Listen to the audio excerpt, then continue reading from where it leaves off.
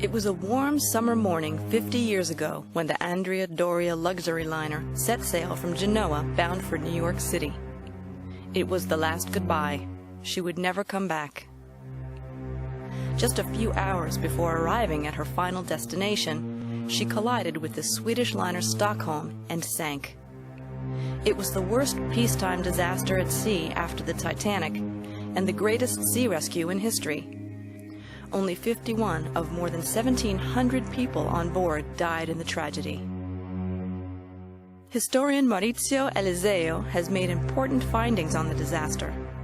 He reveals the untold story of the Andrea Doria in a new book.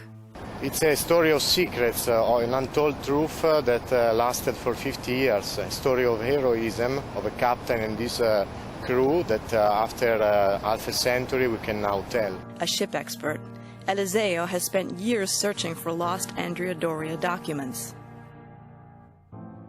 These are the abstract logs of the ship with the 101 voyages. Indeed, the book is called Andrea Doria 101 Voyages. And here there is all of them from the 1 to the 101, that obviously is the last one.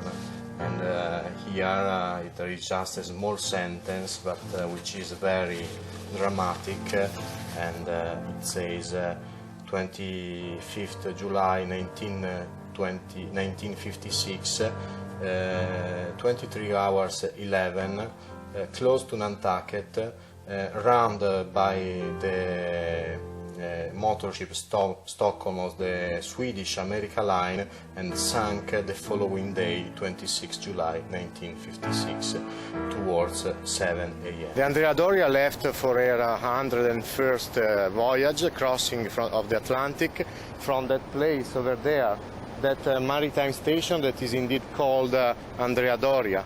It was fully booked with 1,134 passengers plus her 572 crew members, and the crossing started on the 17th July 1956. It was a regular crossing like many others. We like everything about this ship. Food excellent, fine stateroom, good music, concerts twice daily, bingo, horse racing, dance movies, and all deck sports. Ocean is wonderful to watch, so blue. But what did happen that night? One man, the Andrea Doria's third officer, Eugenio Giannini, was on the bridge and saw it all. At the moment I saw the Stockholm coming out of the fog and toward us, I was just here on the starboard side wing of the bridge of the Andrea Doria with the Captain Calamai. I cried, she's turning, she's coming toward us. Memories about that night are still strong for Giannini. These are the keys of my cabin in the Andrea Doria.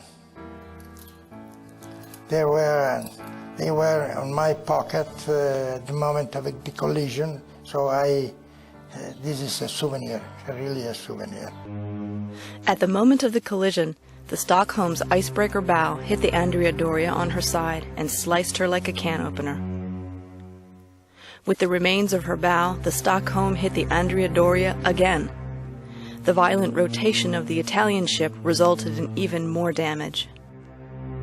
It was believed that this huge impact of the Stockholm on the Andrea Doria not only compromised 3 watertight compartments, but also broached the keel. I had gone down there by myself and had a chance to actually see that the keel was indeed breached and that there was a hole there. So from my conclusion was that the keel breach and the damage that was inflicted by the Stockholm on the Andrea Doria was much more severe than was ever envisioned by not only the marine architects, but also the Ansaldo shipyard that actually had built the Andrea Doria. The Andrea Doria was a doomed ship, and that there was no way she could have been saved. I give the captain of the Andrea Doria very many thanks, and he actually is a hero. He really had a huge decision to make when he was out and trying to analyze how bad the ship was damaged. Now, granted, he did not know that the keel was breached, and he did not know how long the ship was going to be able to survive. I truly believe that Captain Calamai did a very, very heroic thing, and he did save these passengers over the ship. He was the last Italian officer to leave the ship. He was pretty much resolved to actually go down with his ship. And if it wasn't for his second officer, Guido Bandano, interceding on his behalf, he probably would have actually gone down with the ship. After staying afloat for nearly 11 hours, the Andrea Doria finally sank.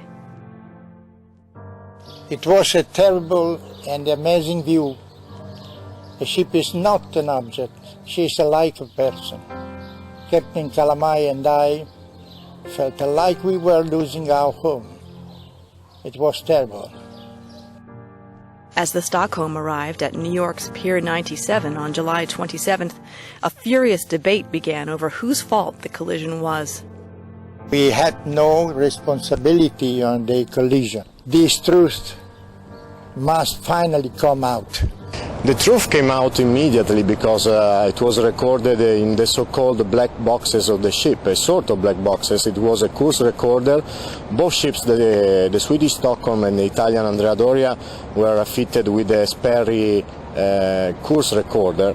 And this course recorder gave immediately the results. So who was the faulty part in the collision? The Andrea Doria was south of the Stockholm and was moving from east towards west.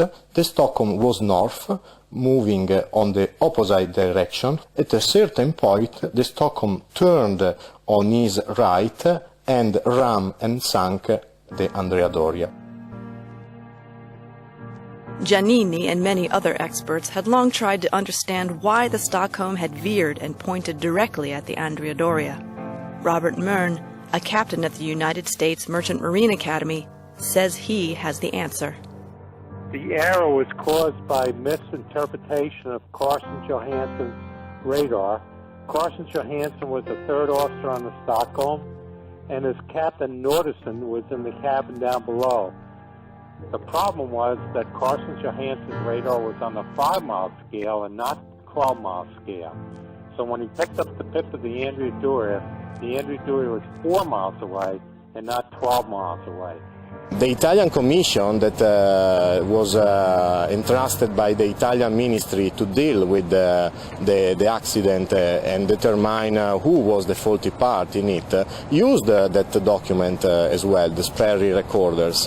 And they found out immediately in 1957, when they finished their job, that the fault was, as they have written, the result of the wrong maneuver of the Stockholm. Unfortunately, it was decided to keep this document hidden for 50 years, basically, or at least not give the results of, or explain clearly the results of this. So what was the real reason behind this long silence? Because at the time it was just a matter of reason of state why it was better not to give out this document. The fact that was the Ansaldo, that was the builder of the Andrea Doria and was owned through the ERI company by the Italian government, was also the owner of the Andrea Doria, and the Swedish ship owners that were the owners of the Stockholm were also the main foreign client of Ansaldo at the time. So it was extremely important not to lose this client, and therefore it was decided that it was better to, let's say, think that the Italians were the culprit of this and not to clear stately and to defend the Italians clearly, because it was better to get an order and eventually other orders from them and get work for 20,000 people instead of losing this extremely important client at the time.